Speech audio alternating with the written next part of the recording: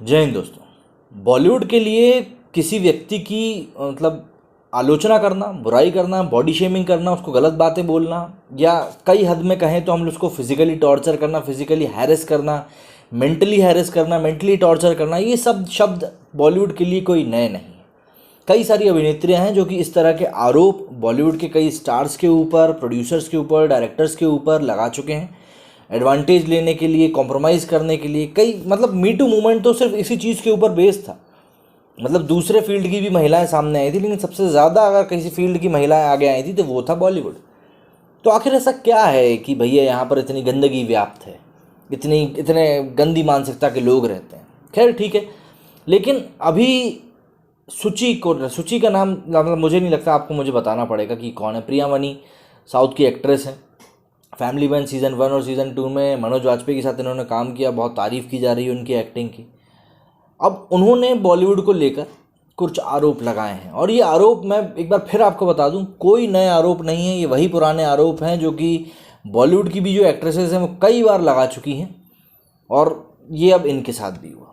तो प्रिया मनी ने body shaming के ऊपर कहा है कि उनके जो एक्सपीरियंस थे वो काफ़ी ख़राब रहे हैं सोशल मीडिया को लेकर, या फिर पर्सनल एक्सपीरियंस। उन्होंने कहा कि मैं कभी बॉलीवुड बबल से, इन्होंने उससे बातचीत में कहा है कि मैं कभी 65 किलो की थी और अब मैं जैसे दिखती हूँ उससे ज़्यादा मोटी दिखती थी। कई लोग मुझसे कहते थे कि तुम मोटी और बहुत बड़ी दिखती हो, और यही कहते हुए मुझे ट्रोल भी किया गया, मेरी बॉडी शेमिंग भी करी गई, मुझे कई तरह से हैरेस किया गया।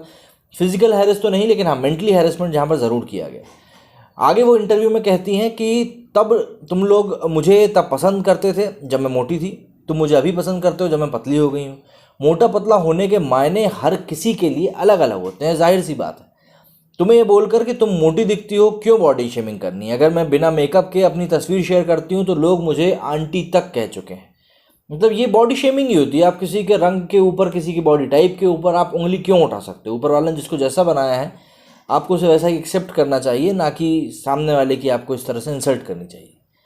प्रिया मणि ने बताया कि वज़न ही नहीं बल्कि उनके स्किन टोन को लेकर भी कई भद्दे कमेंट्स हुए।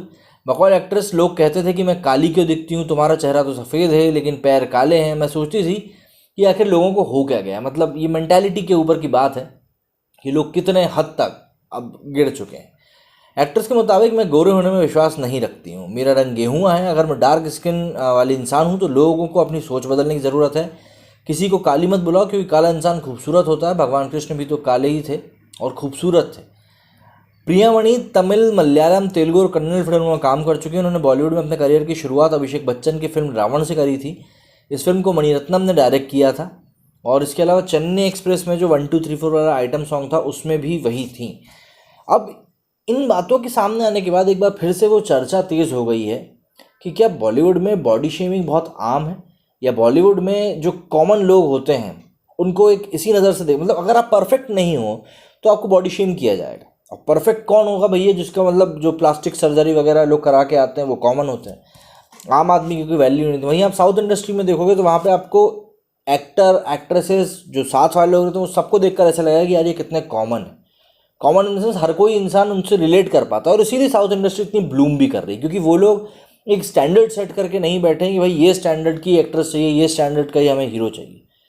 अब बॉलीवुड जब तक अपनी मानसिकता नहीं बदले तब तक वैसे भी जो गंदगी भरी हुई है उसको ख़त्म नहीं होना है इतनी जल्दी।